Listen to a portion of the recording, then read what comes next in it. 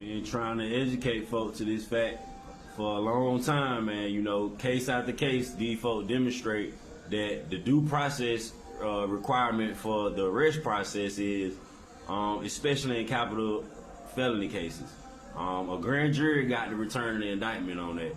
So if the grand jury failed to return the indictment in the case, then that means the court lacks jurisdiction, subject matter jurisdiction, to try, sentence, or convict anybody in that case.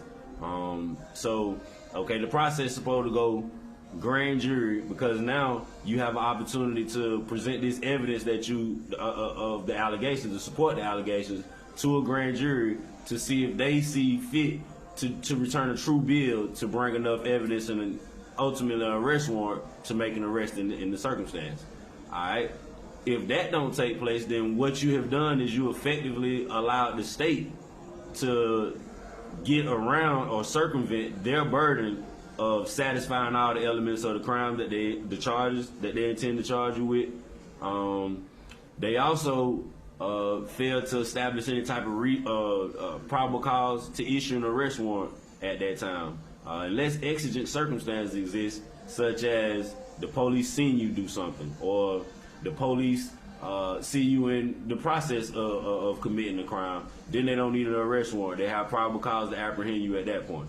Okay, but minus that, in a capital case, being any case that you face in life in prison or the death sentence, that's considered a capital case.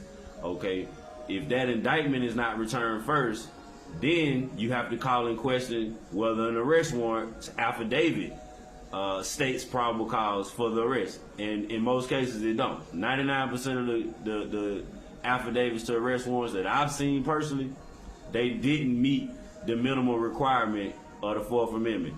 Okay, because most times the officer failed to state how they know personally that what they state in the affidavit is true. If you just give a statement in the affidavit, I, officer such and such, believe on this date that so-and-so did this to these people at this time and date at this address in this location, that's just a hearsay statement. Okay, so the hearsay evidence is not admissible in court. Okay, so under just regular hearsay, under certain circumstances hearsay would be, but under the circumstance of an affidavit where police is just making a statement with no corroborative evidence, that would not be sufficient.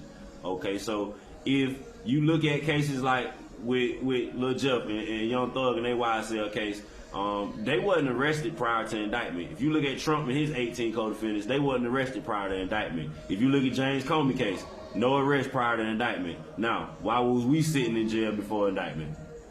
Ask yourself that. Okay, Garmin versus Lumpkin County, it's 11th Circuit judicial case that took place in 1989. And in that case, on page 1409, they actually state how the procedures are supposed to go.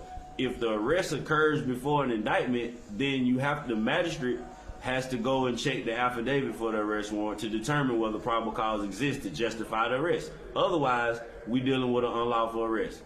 Now, what if I tell you that 99% of the people that's incarcerated right now in prison, especially in Georgia, is here unlawfully?